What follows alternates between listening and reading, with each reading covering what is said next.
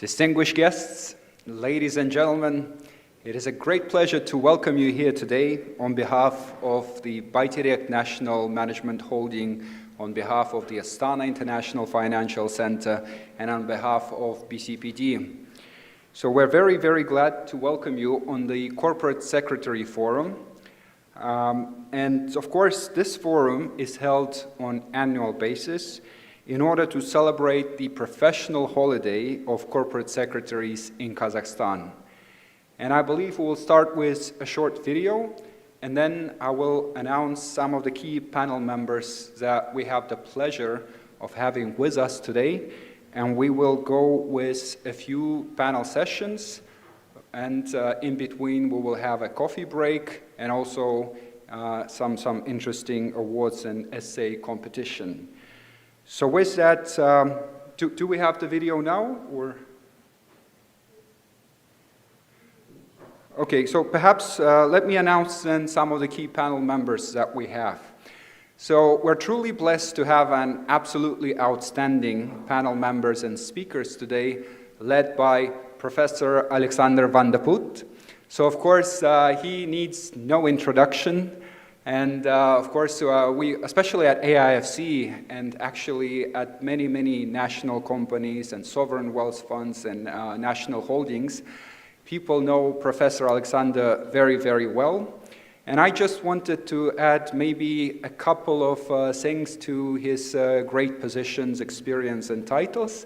So he is pracademic, which basically is both practitioner and an academy professional worker, so or academic, yeah.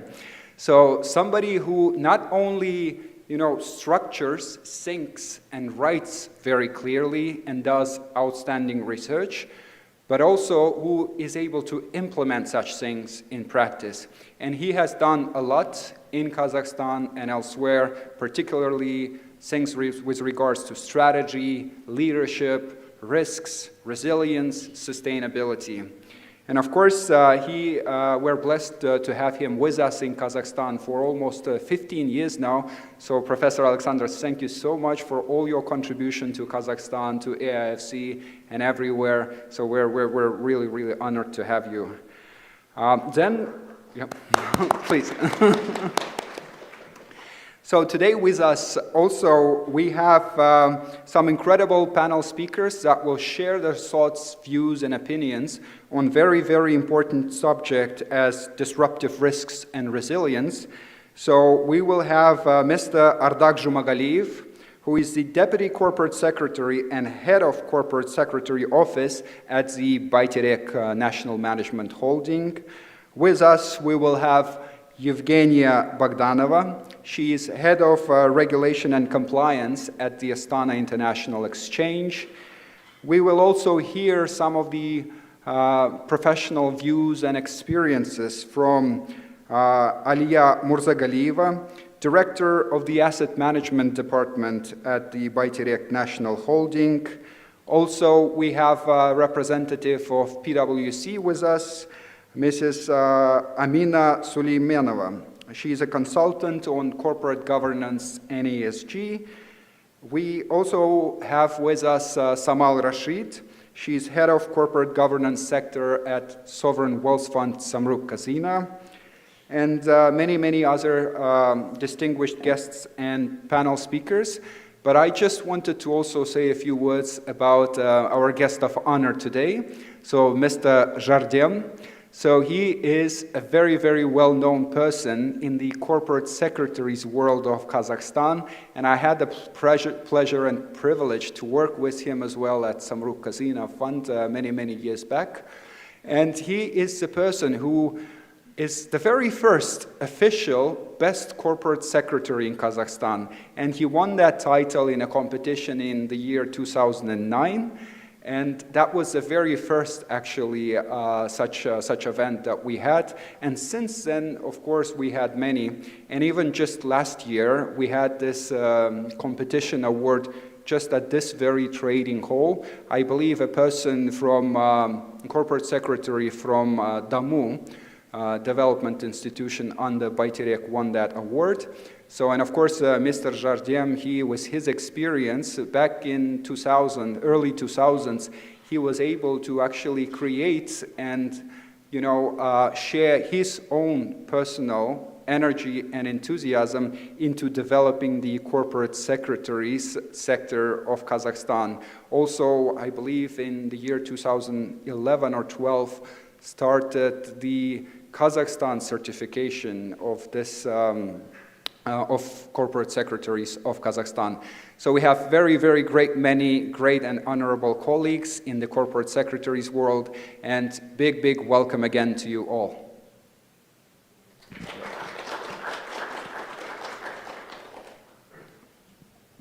Yes, so I believe we've prepared a very nice video for you, and I think we will look at the video first, and then we'll start with our panel sessions, unless my colleagues advise me otherwise.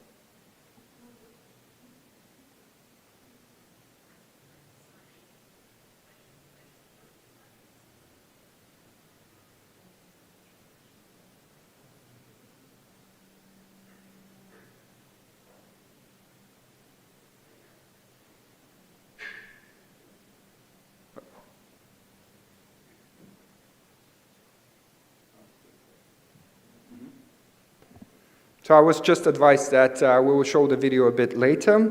So let us start with our plenary session on disruptive risks and resilience. And to that, I would like to invite to the stage with the opening comments Professor Alexander van de Putte. Please, the floor is yours.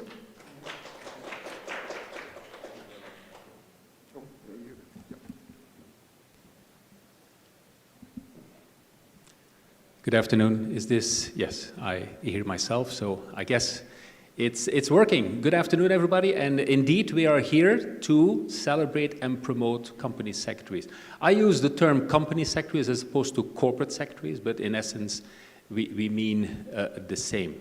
We started this collaboration between BITEREC and the AIFC and the BCPD in particular last year.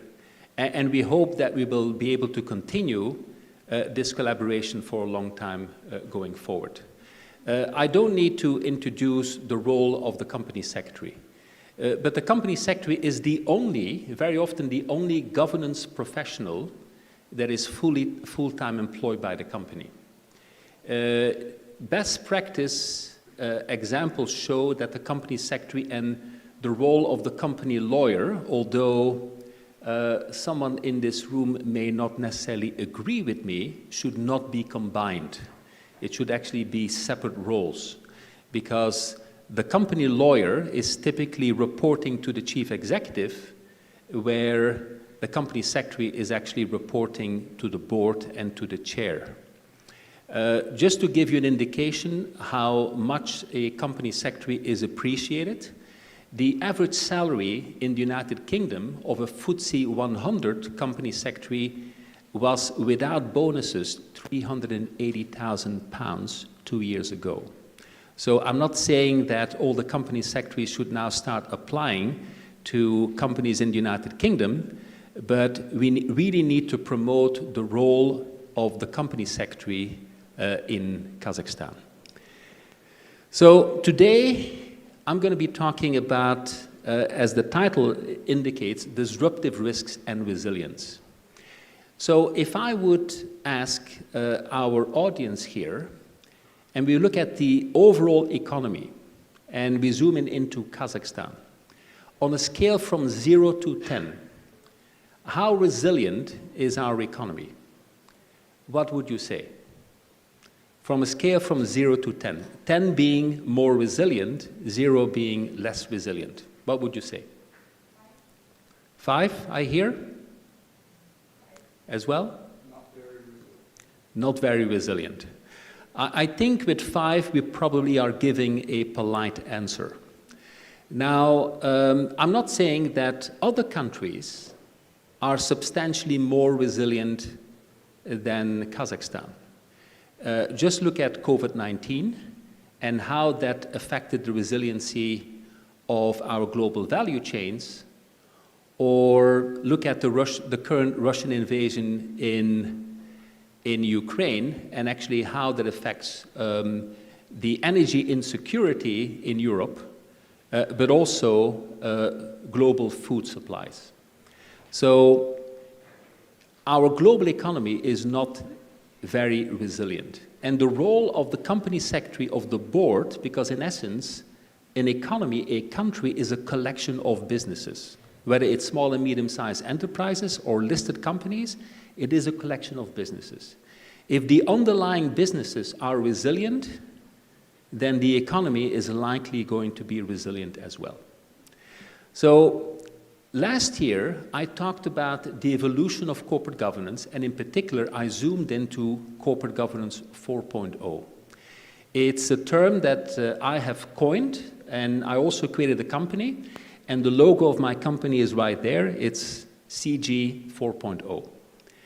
Now, some people are compliance officers here, and they may be upset with me for what I'm going to say here, but I'm not trying to critique anything. I'm just trying to suggest that we in Kazakhstan also have to evolve in terms of our approach to corporate governance. But let me very quickly start with the very beginning. In modern era, because corporate governance of course exists for many centuries already, but in modern era, it dates back to the 1980s in the United States. And there was a phenomena where private equity firms, and at that time the private equity firms did not have a long-term interest in the company. They were interested in making a quick return. They were actually raiders. And they were actually trying to take over companies. And what companies then did, they made amendments to their charters, and those amendments, very often referred to as poison pills, were designed to fence off undesirable takeovers. That was the 1980s. Then came the 1990s and early part of this century, and we saw a lot of corporate scandals. You all heard about Enron, but there are many, many more. Maxwell is a good other example, and also WorldCom. But in Europe, we had, for example, Ahold in the Netherlands and also Parmalat in Italy. And then we had two reactive behaviors, so to speak. One was the Cadbury report in 1992. Sir Agent Cadbury was the person behind that report. And we also had Sarbanes-Oxley in the United States. It was really designed in order to prevent fraudulent failure. And I refer to that as corporate governance 2.0 or compliance-driven governance.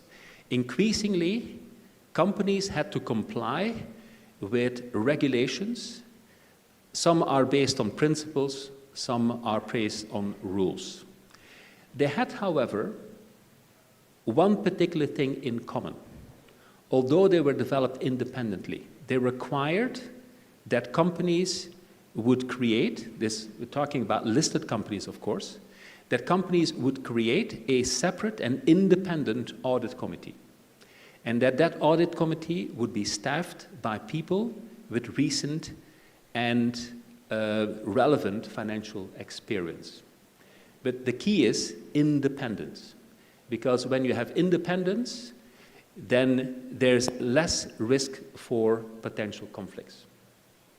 Then came the global financial economic crisis, which, by the way, was anticipated. But for reasons of maybe greed and short-termism, led to the global financial and economic crisis, which, of course, had enormous social and economic consequences as well.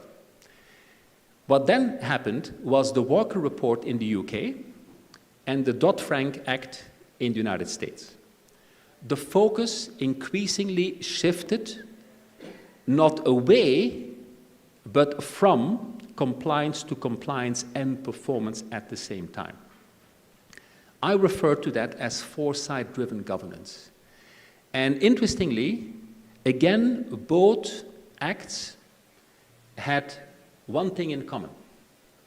They recommended the creation of a separate risk committee, separate from the audit committee, because typically the audit committee looks backwards. And the risk committee would actually be looking at forward-looking risks. Now, the argument can also be made, why only for financial institutions? Why should, for example, a large company, publicly traded company like, let's say, Shell or Total, that of course faces a lot of risk from the external environment, not have a separate forward-looking risk committee? Now, we see that actually happening more and more in companies. But the question is, not only do you identify the risks, but how do you integrate that into your strategy, into your decision-making? And that's what we will be talking largely about today. Now, what then happened is COP21, COP21 also referred to as the Paris Agreement, and a year before the Sustainable Development Goals from the United Nations. And interestingly, we saw then, because here we talk about the UK and the US primarily, but look here, we see the King IV Code. And the King IV Code comes from a developing country, South Africa. So for the first time, we actually see, although it's a Commonwealth country, a developing country spearheading the future of corporate governance. And for the first time, we see an outcomes-driven governance code. Outcomes as opposed to compliance or foresight-driven. And the focus increasingly shifts towards that a company, through its board, should contribute not only to sustainable, but also to inclusive and resilient business growth, but for the benefit of society. What is interesting is the Business Roundtable in the United States. In 2019, more than 180 CEOs of the largest companies in the world pledged that they would create value not just for the shareholder, but also for other stakeholders. So we see a shift from shareholder capitalism towards stakeholder capitalism. And by the way, that is really needed today. This drawing is taken from a paper that I wrote in 2004. I was transitioning from Shell International to the World Economic Forum. And the World Economic Forum had opened a competition because they wanted to fill a role, and that role was going to be a senior director responsible to shape the global, the regional, and the industry agendas. And in that paper that I wrote in 2004, I argued that there should be three practices at the World Economic Forum. One would be global risks, the other one would be scenario planning, and the third one would be an existing practice, and that was the Global Competitiveness Report. And then I became the head of the global practices that included those three practices. But let me very quickly explain what I highlighted in that report or that paper that I wrote in 2004. First of all, I talked about black swans. And I want you to forget everything you have read about black swans, because unfortunately, Dr. Taleb is totally misrepresenting what black swans really mean, because he didn't go back in time to read the literature on black swans. Black swans were identified for the first time in the literature by Herman Khan in the 1950s. And the key aspect about a black swan is there are no signals. There are no signals that are about to tell what is going to happen. That doesn't mean, and I will talk about that later on, that we should ignore potential black swans. Number two is there are situations where you have weak signals. And I happened to work in the mid to late 1980s with Pierre Wack, who had just retired from Shell and was now a lecturer at the Harvard Business School. And Pierre was always talking to me about gray rhinos. And I said, what do you mean with gray rhinos, Pierre? And he said to me the following. First of all, they're gray because they're shades of gray. Number two, if you ignore them, danger is ahead of you. Because you don't want to face a rhino because you ignore the weak signals. And I normally don't wear glasses, but I wear them on purpose, because the reason is that we tend to look through our lenses, but we ignore to look in the periphery. The weak signals play out in the periphery. How often do we look as governance professionals in the periphery, so that basically we can anticipate future discontinuities? Because then we can turn a future discontinuity into an opportunity. I have a case study on that later on. The last one, and I believe that in my 2004 paper, I was the first person to coin white elephant. The reason why I use it as a white elephant is that, first of all, an elephant is a very big animal, but white is very visible. In this case, there are strong signals. If you don't see them, then basically you must be blind, because the signals are right there in front of you. I also refer that as a Kodak moment. A Kodak moment is basically if you invent something and then afterwards you ignore it and someone else runs away with the rewards. In that case, we're talking about electric photography, digital photography, as opposed to chemical photography, and the Japanese companies like Nikon and Canon had the rewards of it, and Kodak went bankrupt. So these three animals in the animal kingdom of disruptive risks all have a place as part of the role of the board, but also as part of the decision-making process. Let me first start with black swans. As I mentioned, no early warning. And the key characteristic is that they cannot be anticipated neither in time nor in space. You cannot say it's going to happen here and it's going to happen then. That's the characteristics of a black swan. It has nothing to do with probability. Response, contingency planning.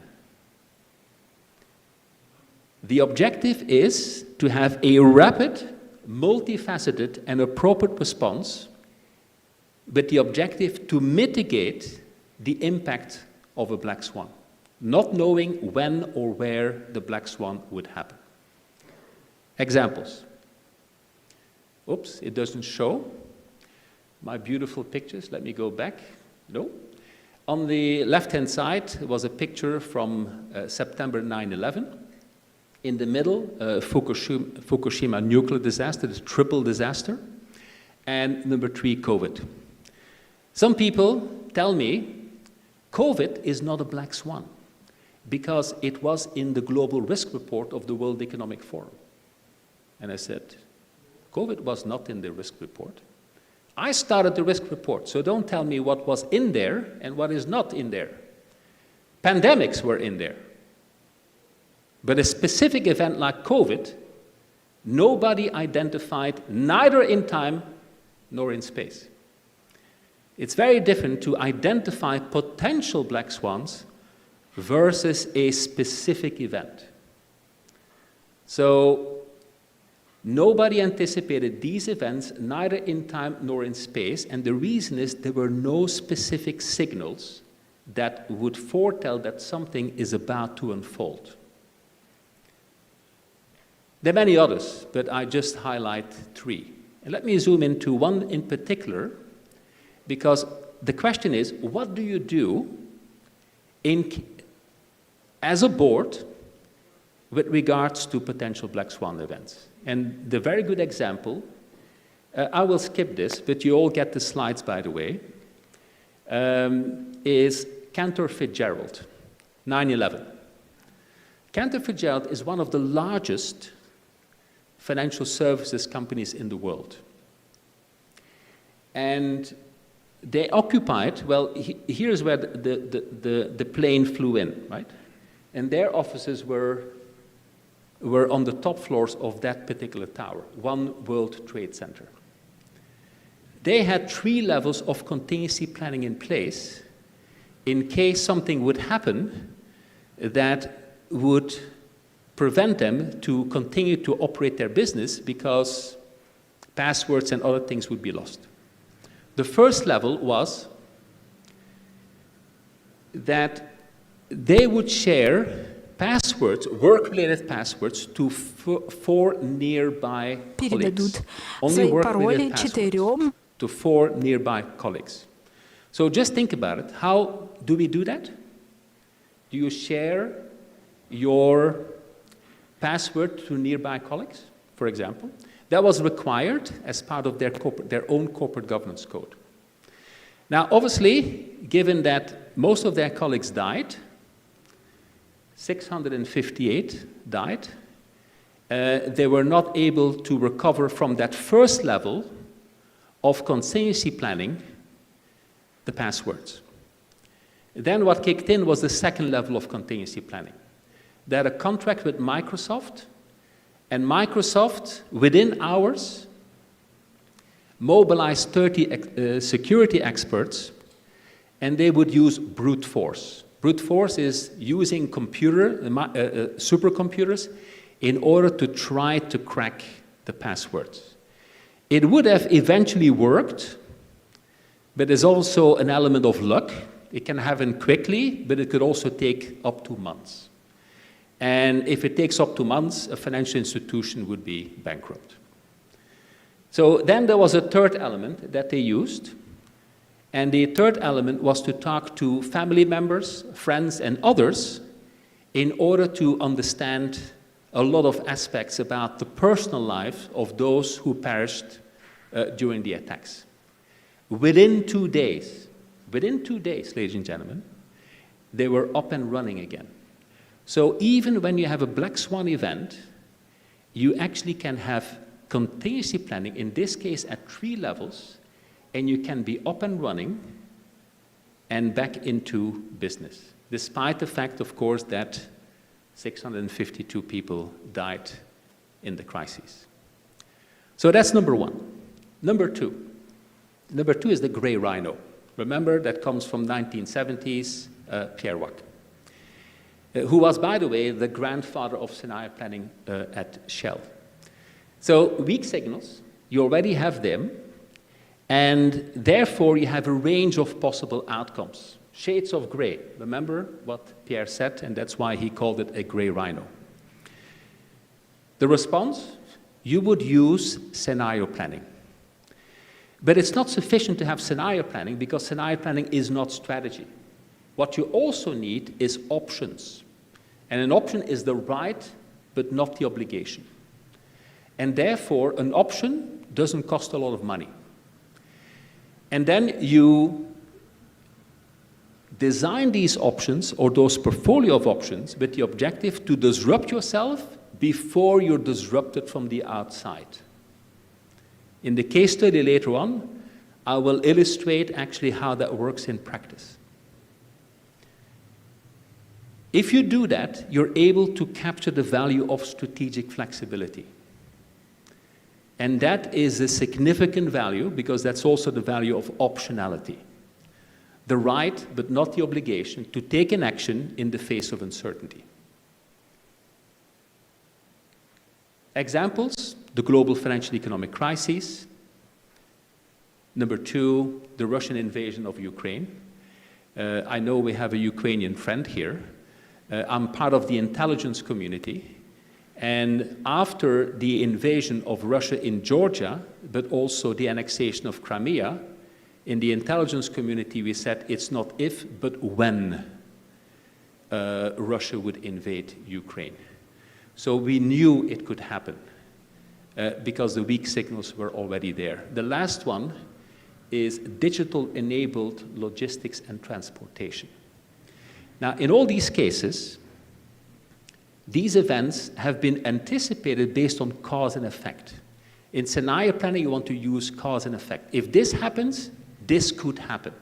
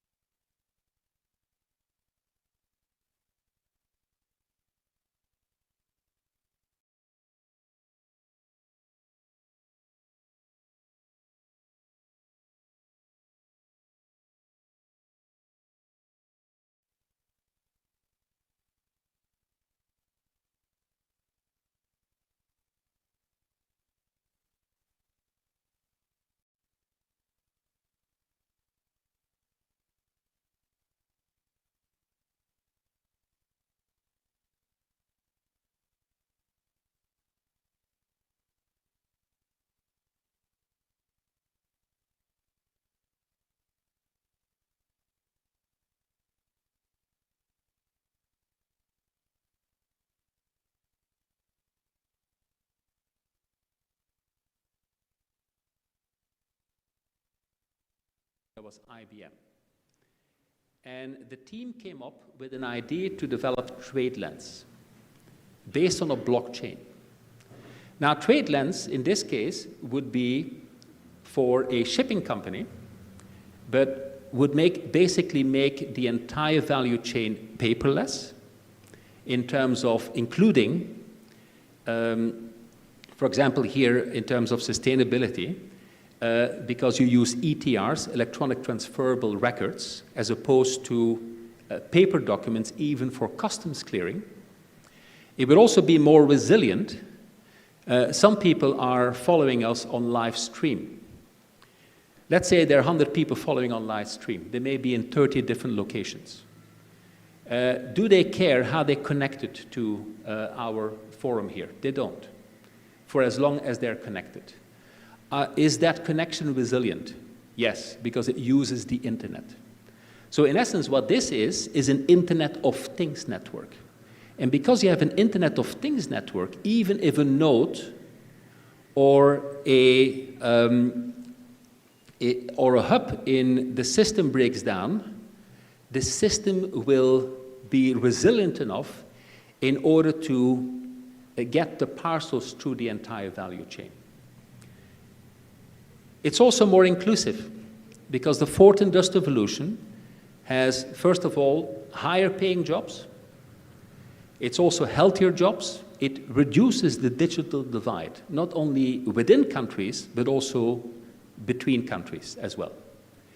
And it also promotes social mobility and entrepreneurship. And this is something we really need in many countries around the world, not just Kazakhstan.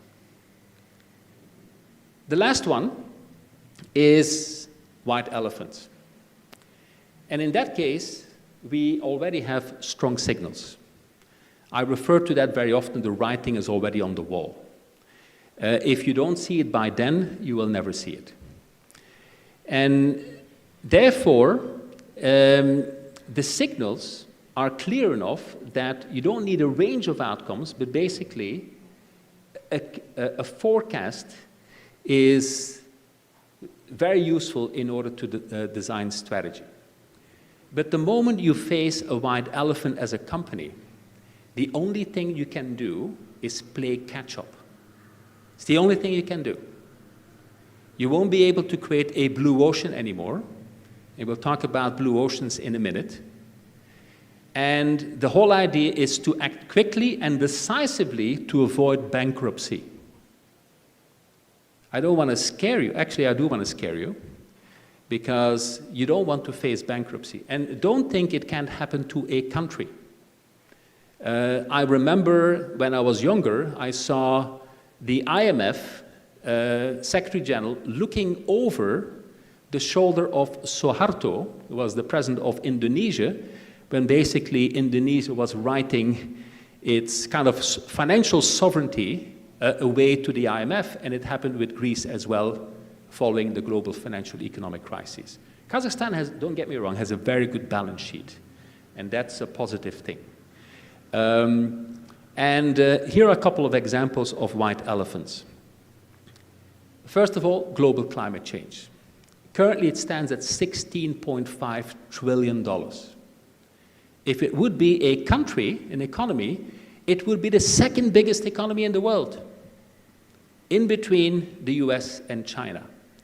And if we don't do anything, it will overtake the US economy by 2030 or before. The electrification of personal mobility is another white elephant. And the last one here that I use as an example is the energy insecurity in Europe. And we saw this coming for a long time ago, but it was ignored. So these are situations where the writing is on the wall. An example. Electrification of personal mobility. Let me talk about the strong signals here. First of all, the cost of global climate change, 16.5 trillion. I referred to that already before.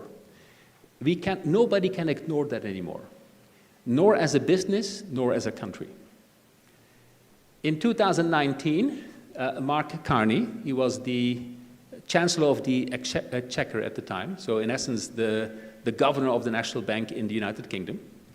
He said that firms ignoring the climate crisis will go bankrupt. People were saying, what is Mr. Carney talking about? But he's right. The Secretary General of the UN, a couple of weeks ago, he said the following: it's a highway to climate hell. So, and that was in order to urge people to actually act. This is maybe taken a little bit out of context, but I wanted to mention it here because it's important, especially for Kazakhstan, is that at the beginning of next year, CBAM comes into force, Carbon Border Adjustment Mechanism. And it will put a carbon tax on exports and imports into the European Union. CBAM will make most Kazakh exports to the European Union uncompetitive, because most are made based on coal, thermal coal. And thermal coal has a lot of CO2 and other climate-related emissions. And in 2022, so very recently, actually a couple of months ago, the European Union announced that starting from 2035, you cannot sell a car unless it's a zero-emission car. So that's 12 years from now. California has done the same.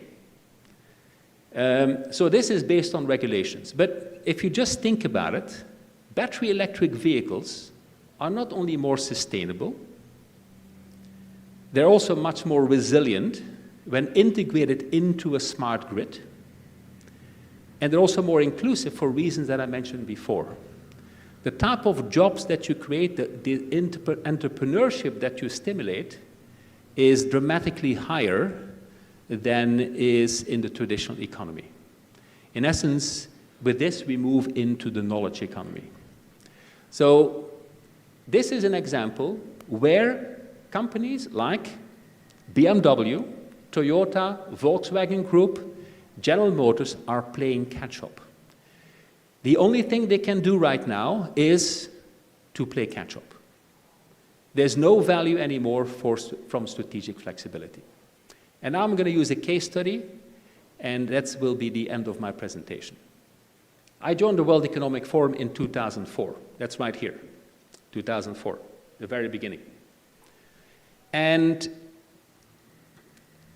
in September of 2004, I did a trip to visit to the United States, primarily to visit the strategic partners. The strategic partners at the World Economic Forum have a say into the agenda of Davos.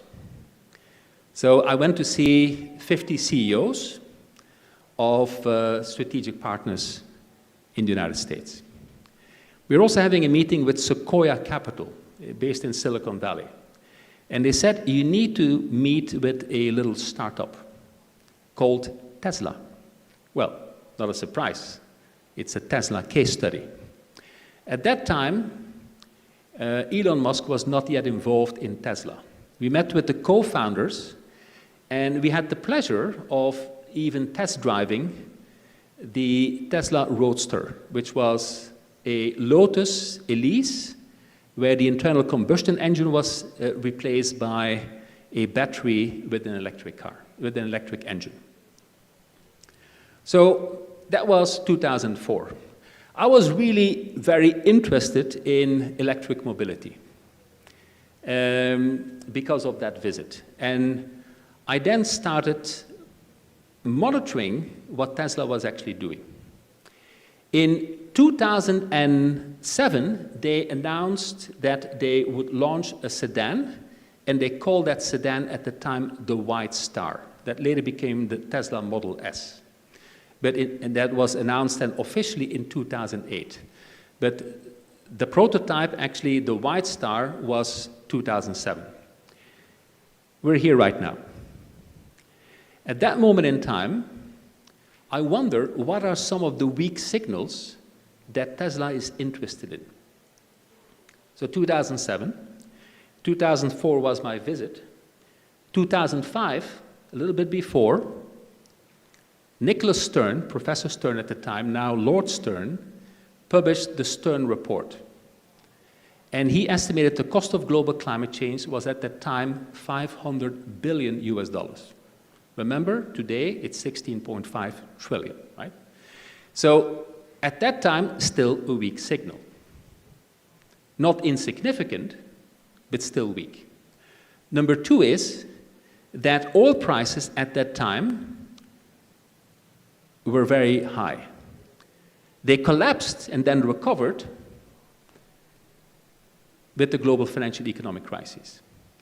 And thirdly, that the cost of battery technology was dramatically declining. Based on that, Tesla decided to develop a sedan and launch it in 2012. Now, here we have weak signals, and here we have strong signals. When you have weak signals, remember what we talked about before, it's a gray rhino. And when you have strong signals, it's a white elephant. But there's another element that's very important that I slightly referred to before, and that's the optionality value. That's the green line here, and that's the value of strategic flexibility. And that value of strategic flexibility is reflected in the market capitalization of Tesla, which is higher than the market capitalization of all other automotive companies combined, all of them in the entire world except for the Chinese, because most of them are not publicly traded. But it includes the Japanese, the Europeans, the Americans, the South Koreans, all of them combined. And the reason is the value of strategic flexibility. Now, that value of strategic flexibility has a negative correlation with signal strength. So when your signal strength goes up and it becomes a strong signal, your value of strategic flexibility goes down and even becomes nil. Here we refer to that as you disrupt yourself or you be disrupted. In this case, the automotive companies were disrupted by a startup, that startup being Tesla.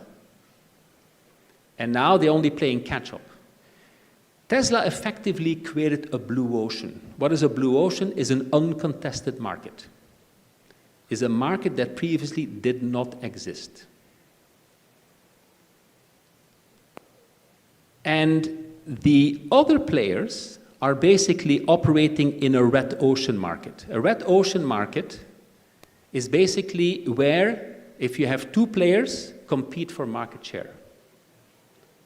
But it's not anymore an uncontested market. It's a market that already has been created. Here, there's not much value in there anymore because you're out of the money, but the whole idea is to avoid obsolescence. In other words, avoid going bust. Also interestingly, is that when you have an option, the right but not the obligation, the abandonment value, if you see that your option will not be, you will not be able to exercise that option, you can still abandon it at a low cost. But when you're here, the abandonment cost is very, very high. So options have a low abandonment cost, but have enormous strategic value. And when we then think about strategy execution, here it's really about the first mover advantage. And note that this is to the right of this line, because then you still have the fast followers, and the only fast follower was Nissan Renault, nobody else. And that means that the others are laggards. And they're now just trying to play catch-up. So my question in general is, how good are we at spotting potential black swans, and how good are our contingency plans? How well are we at spotting discontinuities, the weak signals in the external environment? And how do we, as boards, make sense of them in terms of strategic decision-making? And where are the situations where basically the writing is already on the wall, the white elephants, that will result in a potential contraction of the economy or a bankruptcy of countries, of companies? So the question then is, what is the role of the Company Secretary? Because after all, this is the Company Secretaries Forum. First of all, when we talk about strategy, SRI, by the way, is a replacement of ESG. I think that ESG has outlived its purpose. G should never have been part of ESG because it's all about governance in the first place. So I would like to replace it with S, R, and I, sustainability, inclusiveness, and resiliency. So what's the role of the Company Secretary in terms of strategy? The first question is, are disruptive risks and opportunities integrated in the company's long-term strategy? That's the first question that you have to ask. And the Company Secretary would have to work with the chair especially in order to make sure that those issues are reflected. How is the company measuring and monitoring its progress against milestones and goals set as part of the strategy? So that's part of the monitoring that you need to have in place in order to see how those weak signals would unfold. Messaging. Do SRI messaging and activities align with the company's purpose and stakeholder interest? Risk assessment. Have material disruptive risks So the three that we talked about, black swans, gray rhinos, and white elephants, been identified and incorporated in the enterprise risk management system. Has the board allocated the oversight of these risks to the full board or individual committees? And lastly, reporting. Transparency, as we all know, is very important in corporate governance. What is the best communication platform to use for the company's SRI disclosures? The very last slide is this one, and it's based on an interview I gave for the Economist publication in 2007, when they came to interview me at IE Business School. And I would basically say three things out of that interview. Corporations need to learn how to navigate uncertainty, because change, whether it's market, technological, or product, is accelerating. So the velocity of change is dramatically accelerating, as influenced also by the fourth industrial revolution. Therefore, companies need to have two things. First of all, they need to have a compass. The compass is not shown here, but the compass will give it strategic direction. It also needs to have a radar, because the radar will allow it to scan for discontinuities, not just in the external environment, but also internally in the organization. I would argue that the Volkswagen Dieselgate scandal would never have happened if the company would have had a single-tier board. That's one of the big challenges that we have in Germany, that you have a supervisory board, and the supervisory board is fundamentally detached from what's happening within the company.